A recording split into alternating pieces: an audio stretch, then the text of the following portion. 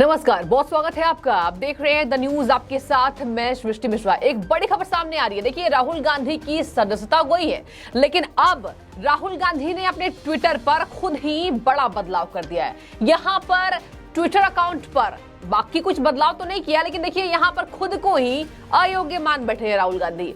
तो अब लोग भी तंज कस रहे हैं। पहले मैं पूरे विस्तार से आपको बता देती हूँ कि अपने ट्विटर हैंडल पर जनता के सामने अपना पक्ष रखने के लिए राहुल गांधी ने क्या लिखा। राहुल गांधी ने अपनी जो बायोडेटा लिखी है ट्विटर पर, उस पर कोई बदलाव नहीं किया, लेकिन हाँ, नीचे एक लाइन जोड़ दी उन्होंने, डिसक्वालिफाइड एमपी, अयोग्य सांसद। अब यहाँ पर लोग चुटकी ले रहे हैं, खासतौर पर भारतीय जनता पार्टी इस पर चुटकी ले रही है और पूरा विपक्ष भी इस पर चुटकी ले रहा है। लाजमी है बातें। देखिए, यहाँ पर एक बात और गौर करने वाली है कि पहले अगर युद्ध की तैयारी होती तो हर्ष ये नहीं होता।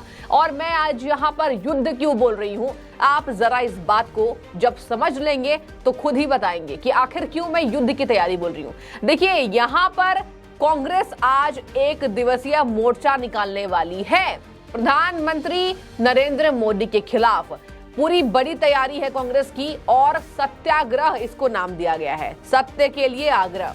यहाँ पर पूरी कांग्रेस पार्टी ये पोर्ट्रे करके दिखाना चाह रही है दर्शकों कि कहीं ना कहीं अन्याय हुआ है। आपको मैं 3 बिंदुओं पर फिर से ले जाऊंगी। आपको मैंने बीते वीडियोस में भी बताया था कि कौन सी वो बातें हैं जिसके तहत सजा हुई है, और अगर सजा गलत होती तो कांग्रेस नहीं पूरा देश आज सड़कों पर उतरा होता।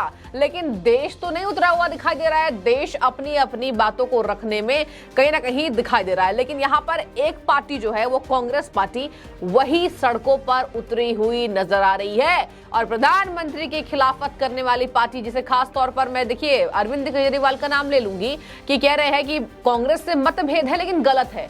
अब यहाँ आपको 3 बातों को समझना होगा कि उन्होंने डिसक्वालिफाइड लिखा है तो भारतीय जनता पार्टी कौन से वो तथ्य, जी हाँ, यूं ही नहीं कि उठे और कुछ भी बोल दिया।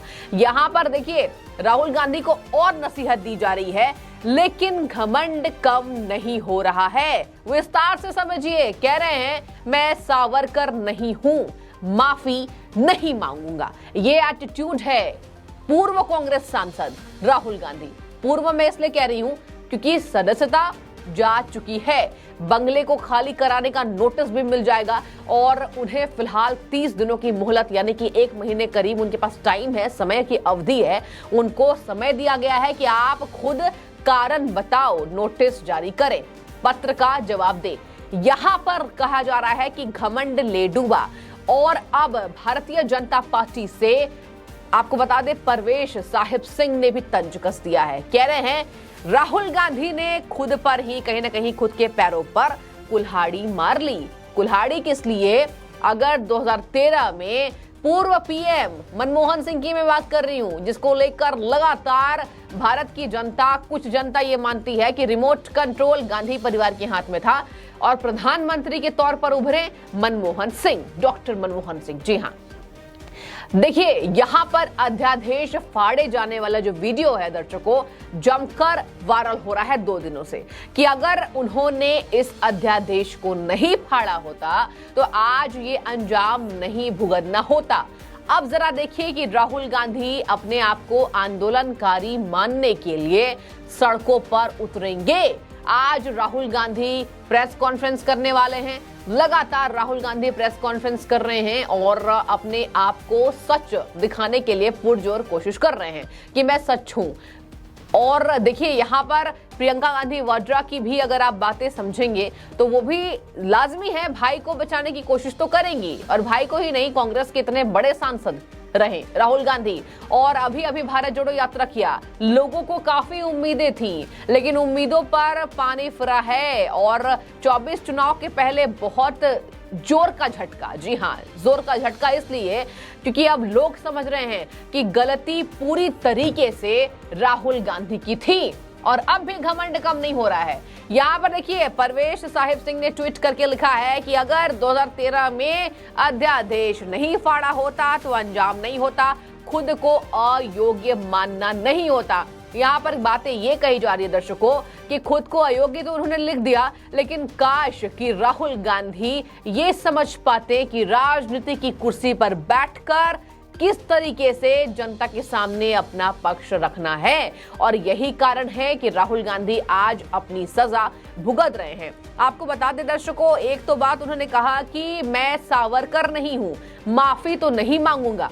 अब देखिए फिर से प्रधानमंत्री नरेंद्र मोदी पर तंज कि प्रधानमंत्री तो उनके दोस्त हैं अडानी के, तो प्रधानमंत्री डर गए।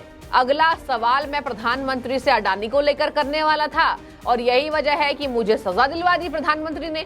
आपको प्रधानमंत्री ने सजा नहीं दिलवाई है, ये जनता से आपको बता दें दर्शकों, जनता ये बात समझ रही है कि प्रधानमंत्री जी यहाँ पर कहीं ना कहीं कारगर साबित नहीं हुए हैं आपको सजा दिलवाने के लिए। आपको सजा आपके भाषणों ने दिलवाया है, और एक भाषण नहीं, उनके तमाम भाषण अब वायरल हो रहे हैं जो कहीं ना कहीं राहुल गांधी ने बेबुनियाद तरीके से बोल दिया है। देखिए यहाँ पर एक उदाहरण पेश किया जा रहा है कक्षा की। कक्षा में भी कुछ बच्चे होते हैं अव्वल दर्जे के जो पहले स्थान पर आते हैं, और कुछ बच्चे होते हैं जो कहीं ना कहीं उत्तीर्ण नहीं हो पाते हैं, मेहनत नहीं कर पाते हैं, तो वो फेल हो जाते हैं। इसका मतलब ये तो नहीं कि आप बेबुनियाद तरीके से इल्जाम लगाएंगे। और यही बातें आज कहा जा रहा है कि राहुल गांधी ने अगर ठीक तरीके से पढ़ाई की होती और अपने आप को जो बहुत बड़ा वो मानते हैं कि वो पढ़े लिखे हैं, और प्रधानमंत्री को हमेशा ही उन्होंने पढ़ाई लिखाई को लेकर तंज कसा है। देश के प्रधानमंत्री पढ़े लिखे नहीं है, चाय बेचने वाले हैं। कैसे उत्थान होगा, देश कैसे आगे बढ़ेगा, आज देश का विकास कैसे होगा, ये बखूबी शायद प्रधानमंत्री समझ रहे हैं। लेकिन आपने अगर कांग्रेस का विकास समझा होता तो आज इस तरीके से आपको दिन नहीं देखने पड़ते। देखिए दर्शकों, ये बहुत बड़ी बात है। सदस्यता खत्म होना ये कोई आम बात नहीं है। इससे राहुल गांधी को ही नहीं दंड पड़ा है, विपक्ष के तौर पर अपना पक्ष रखने के लिए कांग्रेस पार्टी इस बात को भुगतेगी। और यही कारण है कि बड़े बड़े कांग्रेस के जो लीडर्स हैं वो सड़कों पर उतरे हुए नजर आ रहे हैं। देखिए यहाँ पर फिर भी घमंड कम नहीं हो रहा है।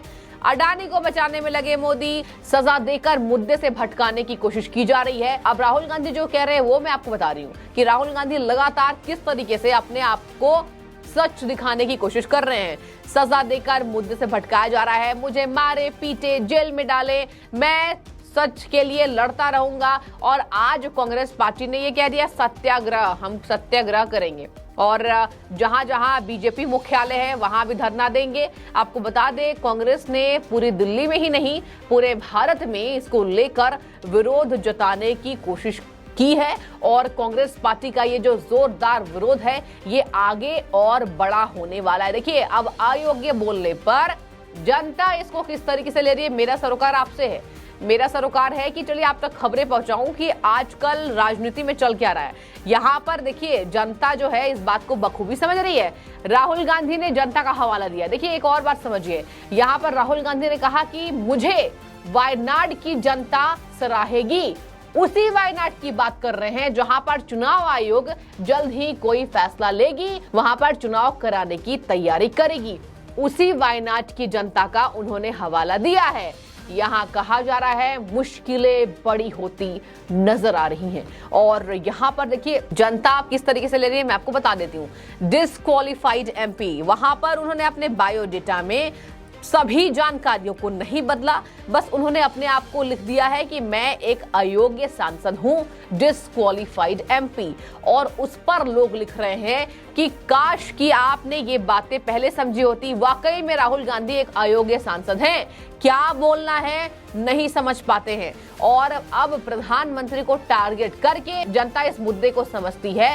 प्रधानमंत्री को टारगेट करने से कुछ नहीं मिलेगा, लेकिन कांग्रेस पार्टी का पतन जरूर होगा। यहाँ आपको बता दें लिख रहे हैं मैं अपनी आवाज के लिए लड़ रहा हूँ, मैं भारत की आवाज के लिए लड़ रहा हूँ, मैं हर कीमत चुकाने को तैयार हूँ, मुझे मारे पीटे जेल में डाले, मैं आंदोलनकारी हूँ, मैं तपस्या करके आया हूँ। तपस्या भारत जोड़ो यात्रा को कर रहे हैं। काश कि आपने भारत जोड़ो यात्रा की इज्जत रखी होती, आपने इतनी पैदल मार्च की, काश कि आपने ये बात समझी होती। आज जनता कह रही, मैं नहीं कह रही हूँ, काश कि आपने ये बात समझी होती कि आपको खुले मंचों से जब लाख समर्थक आपको देखते हैं तो आपको बातें क्या करनी होती है, लेकिन आप क्या बोल जाते हैं। आपने ऐसी कुछ बातें कर दी जो आप पे भारी पड़ गया। वो 2 साल पुरानी बात है आज, लेकिन आपको बता दें उस भाषण ने राहुल गांधी का पीछा नहीं छोड़ा। उनके पीछे वो भाषण पर गया। अपनी ही वजह से राहुल गांधी अभी कहीं ना कहीं मुश्किल में पड़े नजर आ रहे हैं। यहाँ बीजेपी लगातार तंज कस रही है कि अब सावरकर का हवाला दे रहे हैं, अब भी घमंड कम नहीं हुआ है कांग्रेस पार्टी का। कांग्रेस कह रही है अडानी मुद्दे को लेकर प्रधानमंत्री के पास कोई तथ्य नहीं बचे हैं, इसी वजह से हमें गिराने की कोशिश की जा रही है। अरविंद केजरीवाल ने कहा साजिश की जा रही है, पूरा विपक्ष एकजुट होता दिखाई दे रहा है। लेकिन देखिए यहाँ पर विपक्ष एकजुट हो रहा है, लेकिन विपक्ष को ये बातें समझनी चाहिए कि कार्रवाई कौन सी बातों पर हुई है। मोदी सरनेम को लेकर डिफेम के मामले में उन्हें सजा हुई है और ये प्रावधानों में है कानून के अंतर्गत। अगर राहुल गांधी संविधान को मानते तो ये बातें नहीं कही होती। और आज राहुल गांधी ने ये कहा मुझे भारत के लोगों पर भरोसा है, और अपनी ट्विटर पर उन्होंने बड़ा बदलाव किया है जिसको लेकर जनता और भारतीय जनता पार्टी तंज कस रही है। अब आपकी जो भी राय हो आप कमेंट में बताइए। हालांकि ऐसे बहुत समर्थक हैं जो ये चाह रहे हैं कि राहुल गांधी के ऊपर जो सजा हुई है उसको कम किया जाए और वापस से राहुल गांधी चुनाव लड़ने के लिए योग्य साबित हो। जो भी राय हो आप कमेंट में बताइए। आपको बहुत शुक्रिया।